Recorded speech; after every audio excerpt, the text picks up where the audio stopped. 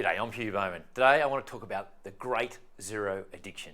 You see, I've got this issue where I've got several clients who are an admin person who are addicted to Xero. They absolutely love it, and to the detriment of the rest of their job role. And so they're just dropping the ball and getting invoices out and managing incoming goods and the likes. And it's frustrating the hell out of the business owner. So why is that so? And today I want to share with you how I reckon it came about and what you can do about it. Now here it is. I think it goes back to when they were first employed.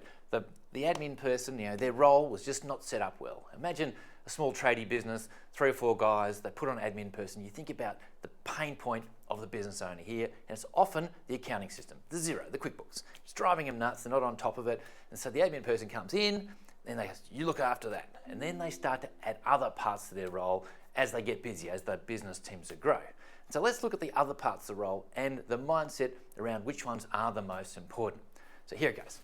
So usually, admin person, you want them to deal with the what I call the phone call, the incoming calls.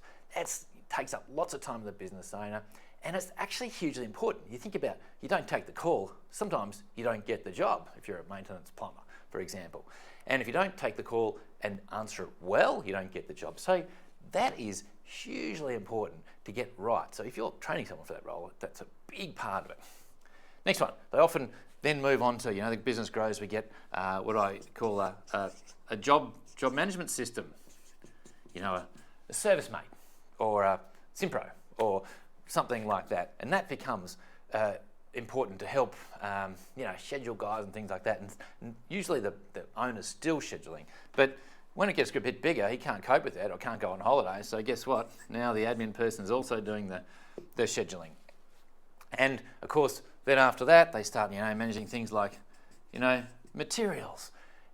But at the same time, they're still doing all of this Xero. Now, if they're addicted to Xero, that becomes like the priority ahead of all these. And I'm thinking well, no. Where's the money in this? Where's the most important thing, the time saving for the business owner, and where's the most direct impact to the way the business runs? Incoming phone calls, really high. Managing how jobs are run and making sure they're profitable and scheduling the guys, most important. Materials, pretty damn important too, because that's where you can bleed if you're not adding variations onto jobs. But this one down here is usually about managing expenses, especially if invoices are up here. So if there's one thing you could somehow pull off and move it somewhere else and free up some time with the admin person or lower the priority, is the Xero, because you can always get a good bookkeeper. And if you're looking for an idea of looking for a bookkeeper who is good for tradies, reach out. I absolutely know one. And the main thing is work out how to separate their role, and the next time round you recruit people who are really strong on these sorts of things and less so on that. That's my tips for the day. Hope that helps you out.